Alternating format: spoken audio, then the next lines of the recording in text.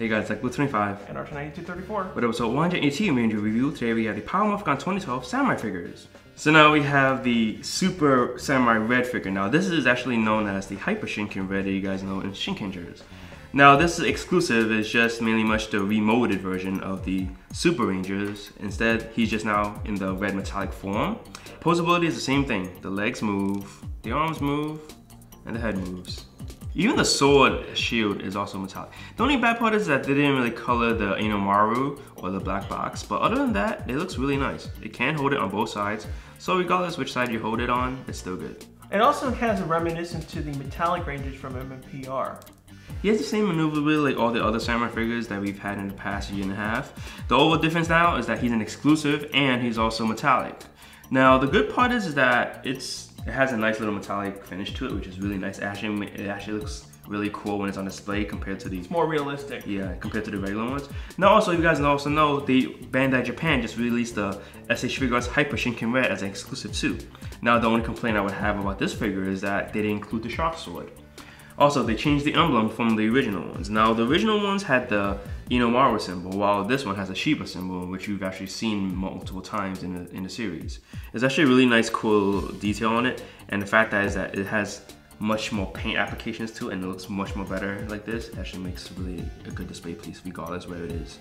Unfortunately, even though this is much more detailed compared to the original store-bought figures, they still didn't paint certain things like mainly the Shoto phone and the holder for the phone, as well as still same black as the original one. Also, the sad part is that the pegs are still really easy to let go. So, alright, so now we have the second figure in the exclusive line is the Mooger. Now this Mooger is actually different from the original one. This one is actually used in the Shinkenger movie and also in the series during the end. They were basically powered up. It was just a more powered version. Now this one is more nicely detailed too. It has now the purple instead of the yellow and brown. The maneuverability is still the same with each of the Moogers. The head, the leg, and the arms. That's it. Now the bad part is that since the little shield kind of things on the back, on the sides, it actually restricts them from actually being widened out. So overall, still a decent figure.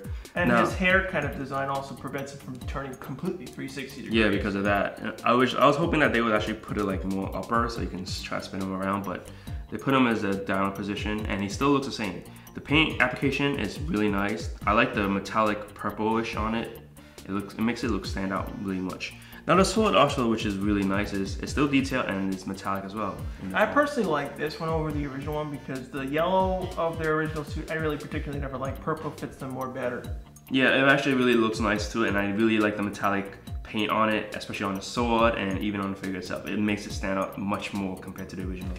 So also, besides the two nice little detailed figures, we also get a little mini booklet from Bandai. All the designs that you see in the booklet, it talks about how Power Rangers came, like what its motif is, how Megazord is actually, used mostly in Power Rangers the most, and it talks about the designs from the Mega Mode, the Super Mega Mode, and a lot of the prototypes they actually talked about, like the prototype Hyper Shinken Red and Super Shinken Red. But those were actually taken out because the designs weren't really nice looking enough.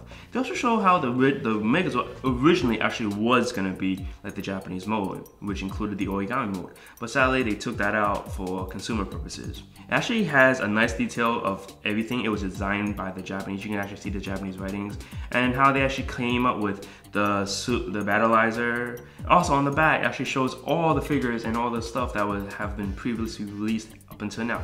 It actually also shows the 7th Mystery Ranger, which is of course the girl Red Ranger, which is going to be coming out in the future hopefully.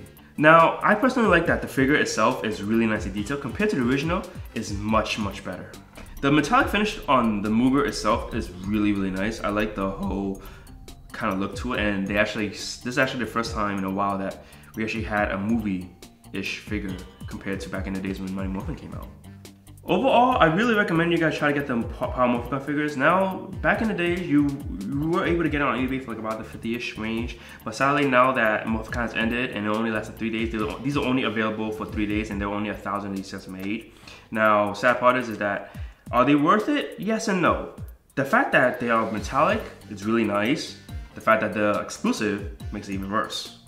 Just like the San Diego Comic-Con exclusive where the Final Victory Pack was all the metallic ones. Plus sadly, they came with the cockpit control units. Yeah, those are actually pretty nice to see.